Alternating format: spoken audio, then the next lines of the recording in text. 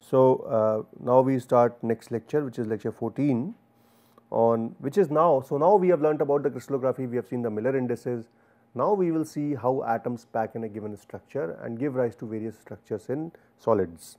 So, in this series the first material system that we consider is of metals and alloys, and we will see that how atoms pack in metals to give rise to various structures and what can we learn from that.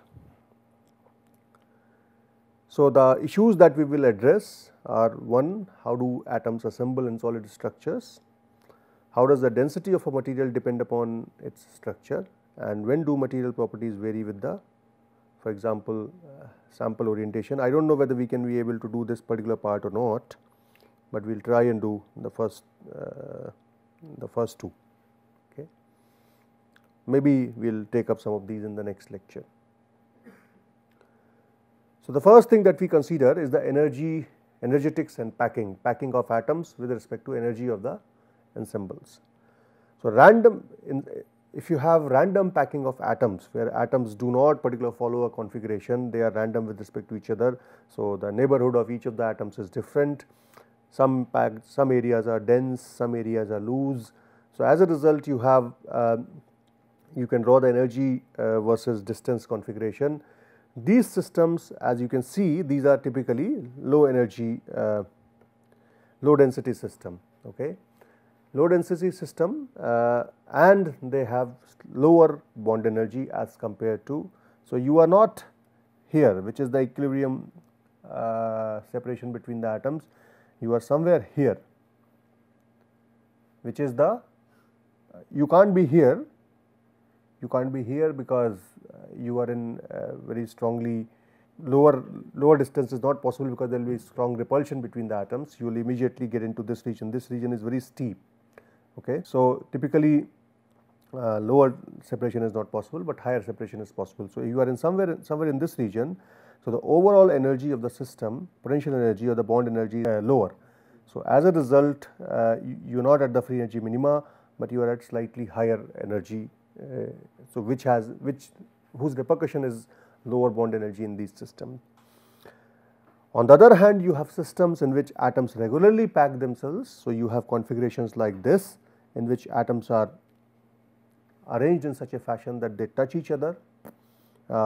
It's a, I mean, physics wise speaking, they can never touch each other, but they are in close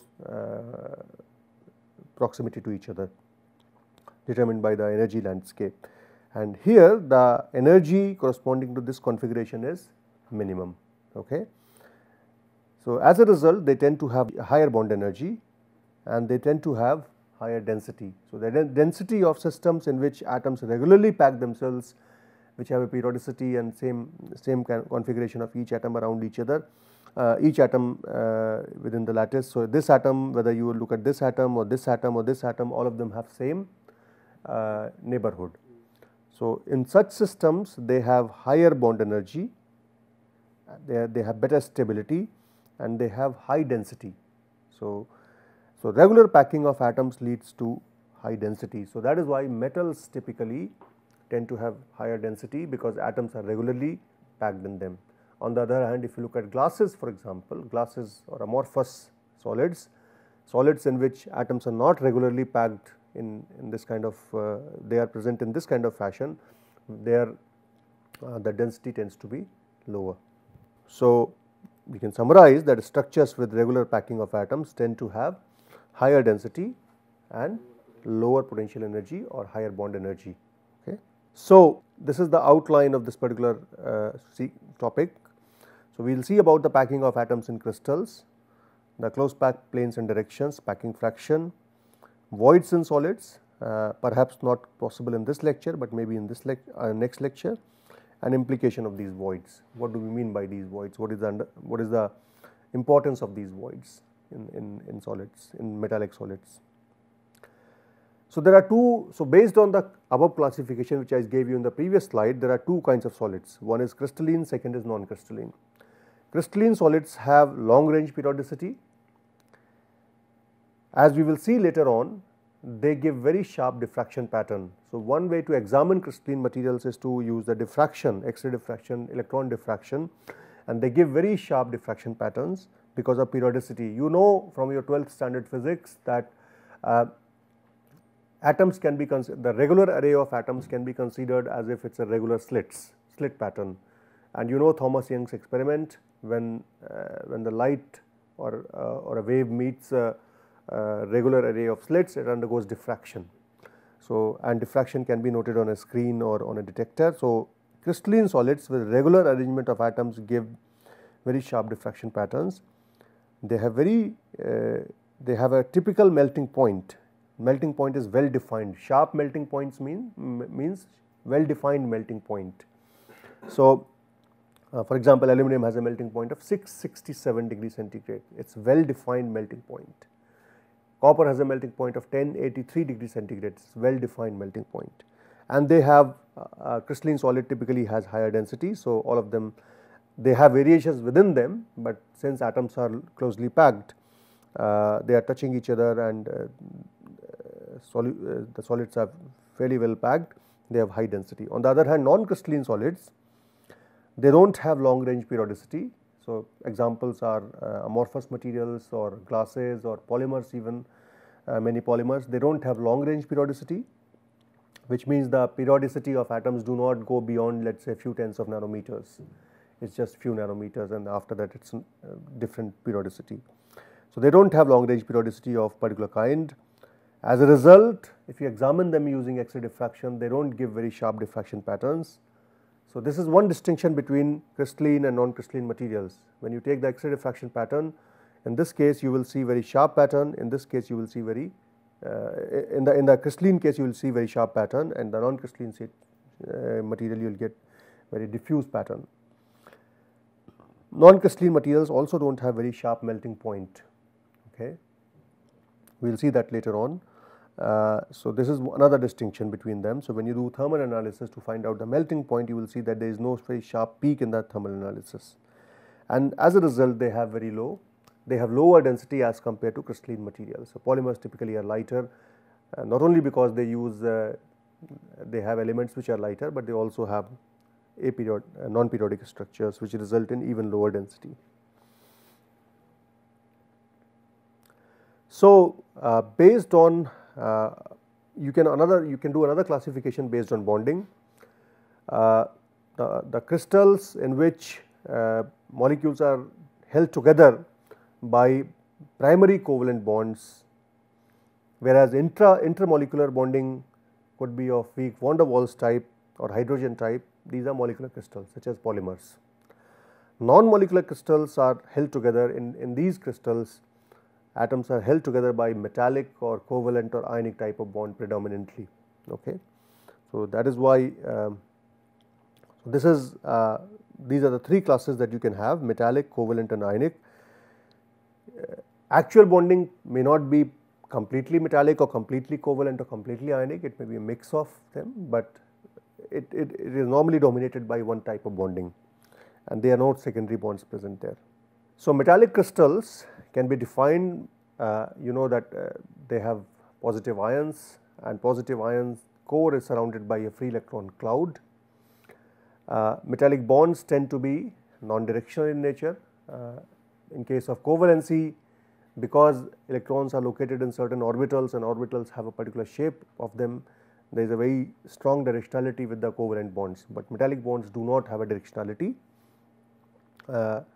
They tend to be densely packed metallic crystals, and they have several reasons for dense packing. One, typically only one element is present, as a result all the atoms have same radius. So, that allows for, so if you have multiple radiuses present, then there may be confusion which one to choose as a neighbor. So, as a result there may be lack of order, but since you have only one type of element present by and large, they undergo dense packing. As a result, the nearest neighbor distances tend to be smaller, and smaller nearest neighbor distances lower the bond energy, and they have simple crystal structures and each atoms tend to surround itself with as many neighbors as possible. So, these two are correlated, and then in some cases some metals are partially covalent, and that is why some of them have BCC structure, for example, at low temperatures, and we will see that what is the implication in terms of BCC, FCC structures in the coming slides. We will see that BCC structure is has lower packing density as compared to, for example, FCC structure. So, although we are saying that they tend to be densely packed, at some of the materials are not so densely packed as compared to others, and there are reasons in terms of bonding. So, metallic crystals, typically you can divide them in three structures by and large. FCC structured metals are aluminum, iron between 910 to 1410 degrees centigrade, copper, silver, gold, nickel, palladium, platinum, all of these are FCC structured materials. Face centered cubic, FCC means face centered cubic. Body centered cubic materials are lithium, potassium, sodium, titanium, zirconium, hafnium, niobium, tantalum, chromium, molybdenum, tungsten, iron at room temperature below 910 Kelvin up to room temperature is even below, it's 910 Kelvin, below room temperature it's BCC. And then there are some metals which are HCP, hexagonal close packed. We have talked about hexagonal system, hexagonal lattice, but we have not talked about hexagonal close packed. We will see what hexagonal close packed system is. Metals like beryllium, magnesium, titanium, zirconium, hafnium, zinc, cadmium, they all are hexagonal close packed structured materials. So, let us first look at the structure of metals by packing of spheres, okay, in space. So, assuming all the spheres are hard, they are incompressible, they are of same size. So, in 1D you can have this kind of configuration, you can have a close packed row of atoms. So, this all the atoms are packed in such a fashion, so they are next to each other along a row. Okay. In the 2D case, the close packed array may be something like that. So, this is the first row, this is the second row. So, this is first, second, third and fourth row. Okay. So, you have the second row goes into the position which is the minimum energy position, where it finds highest number of neighbors with respect to each other. If it goes in this position, it could have gone in this position. So, you have the first row and then you have the second row like this. The difference is, in this case the number of neighbors is lower, but in this case the number of neighbors is higher. On this side you have only one neighbor, on this side you have one neighbor, on this side you will have one neighbor, and on the other side you will have one neighbor. In this case you have one neighbor on, two neighbors on top, two neighbors within the row and two neighbors at the bottom. So, you have 6 neighbors. So, this is called as a close packed plane, the highest possible, highest density plane. So, this is how, if the atoms are spherical in nature, this is the highest atomic density that you can find within a 2D plane. This will be the sort of representation of a plane. It is a hexagonal shaped plane. Okay. You can also say it is a triangle, equilateral triangle, if you can draw equilateral triangle here, but we generally do not use triangle as a representation in lattice. And you have close packed directions. The directions, those depicted in blue are the directions with highest atomic density. Okay. So, this direction, that direction, this direction, they are all. So, how many directions are there within a plane which are close packed? You have 3 directions, and if you take the negative indices around, this is 6 directions. 6 directions within a plane which are close packed, but you have 3 rows of atoms, which 3 distinct rows of atoms which are close packed and which are at equal angles to each other. So, if you look at the close packing of equal sized hard spheres packing in 3D. And this is the first layer which I depict by A. Okay.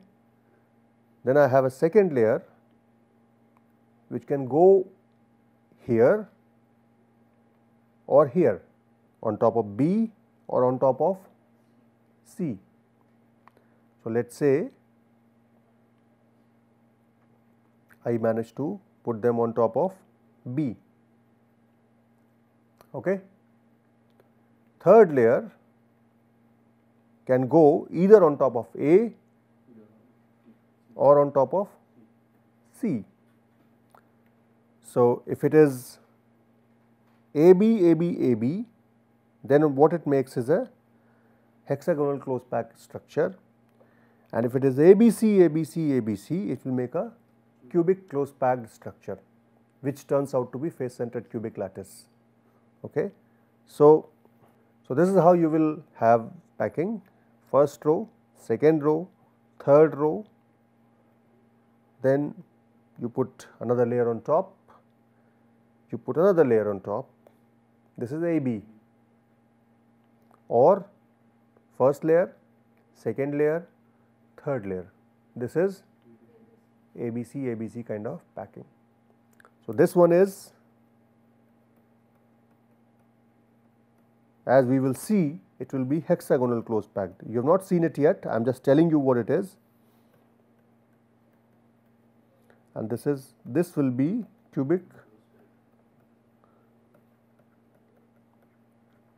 We will see how. Okay. Right now you do not have any information on how it is, just a word of mouth.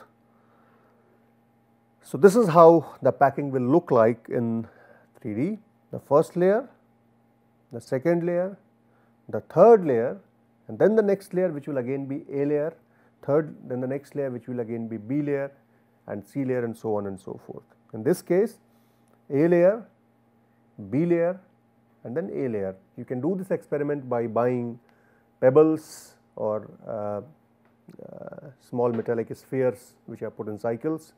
Just make a grid of those atoms, those metal balls, and try arranging them with respect to each other, and you can see that two different structures can be made. So, this is A, B and C, and geometrically it looks something like this. You have, if you connect these, this one lies in the bottom layer. So, this is A, this was B and this was C. All of these atoms are equivalent. I have chosen this to be A, this to be B and this to be C, but I could have very well chosen this as A, this as B, and then A which will come on top of C will become C. Okay. So, in that sense all the atoms are equivalent and their centers form a lattice. So, basically what you have is the motif is a single atom at 0, 0, 0. Okay. What is the Bravais lattice? Bravais lattice, if you have ABC, ABC stacking, it makes a cubic close packed crystal. If you have motif at single atom, then you need to describe what is the lattice type. Okay. Without that, so we need to find out what is the lattice type, okay, because without that it is incomplete. So, the structure which will look like is in the ABC, ABC packing, it is called as cubic close packed crystal or a FCC lattice with single atom motif at 0, 0, 0. So, this is the answer here. Motif is at 0, 0, 0, single atom, but what is the Bravais lattice? Bravais lattice is FCC. At 0, 0 plus FCC lattice will automatically mean you have 4 lattice points, one at 0, 0, 0, another one at half of 0, another one at half 0 half, and another one at 0 half half. Okay. It is, you can form within this unit cell, you can form a structure which looks like this. This is, so you can see that this is the A layer, this is the B layer, this is A layer, this is B layer, this is C layer, this is A layer, and within this you can form a cube, and the cube interestingly, so this looks like a hexagonal pattern, right? But I am saying that you are forming a cubic crystal, and this is because the atoms are arranged in such a fashion. If you now consider the cube, so this is the cube, right?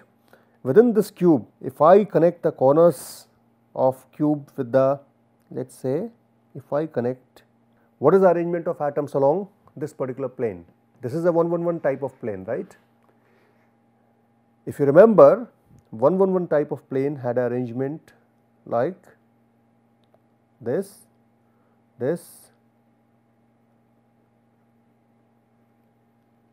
and if I make it bigger in 2D, it will be a hexagonal type of arrangement. So basically all these atoms which are shown here, ABC pattern, they are nothing but 111 planes stacked on top of each other. Okay. So here this is one of the atoms of that 111 plane. These are the few other atoms of that B 111 type of plane, which is the B layer. This is again the C layer of 111 type of plane, and then again you have 111 type of plane of A layer. So within this you can construct a lattice which is called as a cubic closed pack lattice, and these atoms are arranged in this plane on 111 plane.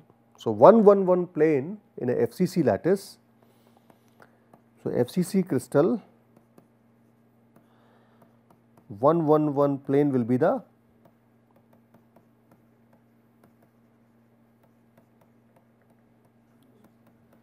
closed packed plane, and you can see what are these directions now. Which are the closed packed directions? These are the closed packed directions, right? What is the indices of these directions? These directions are, if a direction lies within a plane, then the dot product should be equal to 0. So if this plane is 111, then the direction will be 1 bar 1 0, 1 0 bar 1, or 0 bar 1 1. Okay.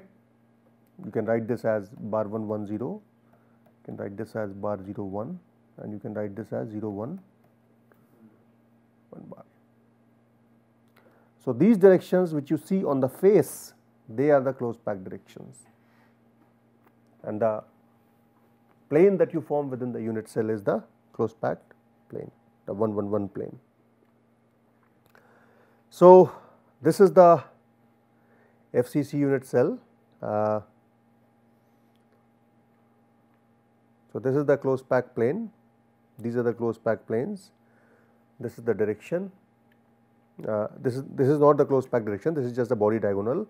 Body diagonal is perpendicular to these planes, body diagonal is nothing but 111 type, and for a cube we know that this is perpendicular to 111 plane.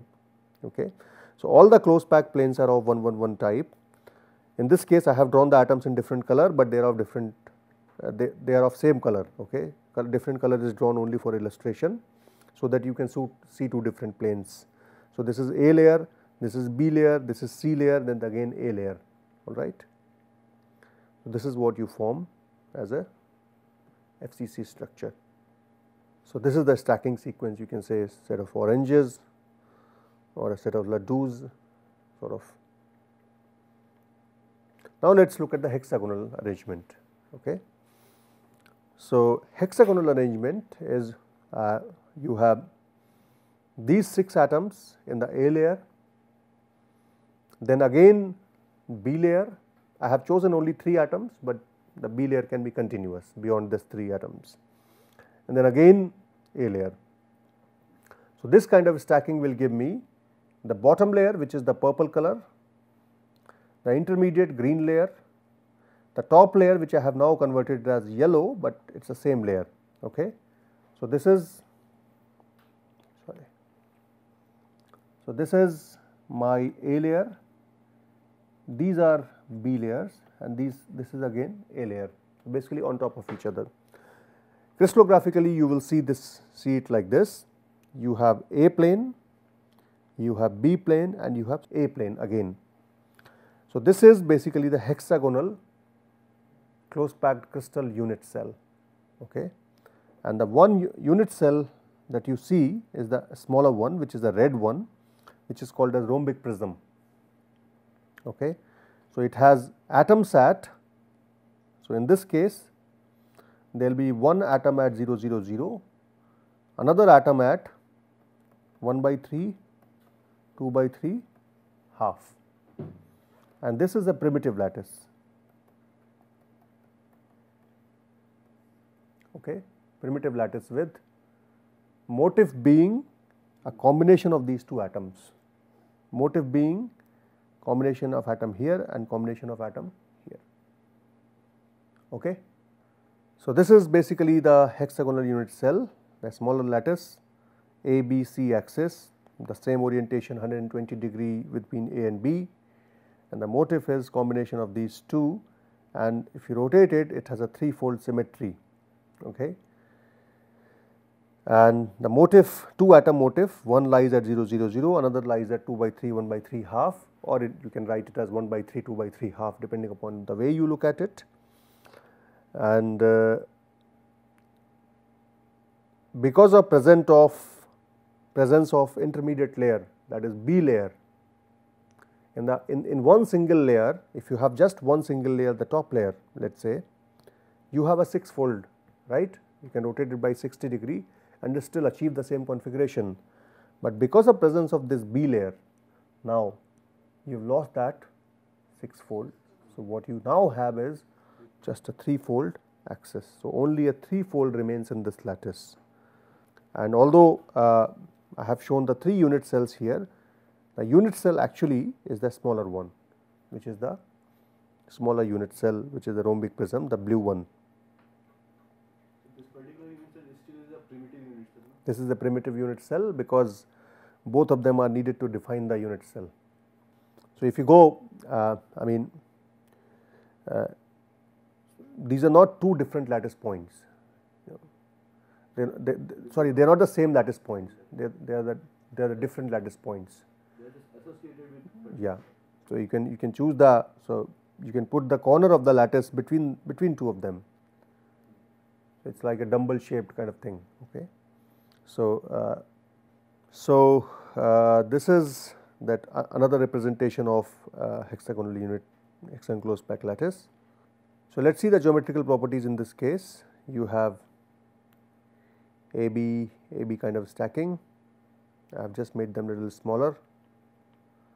So, here the reason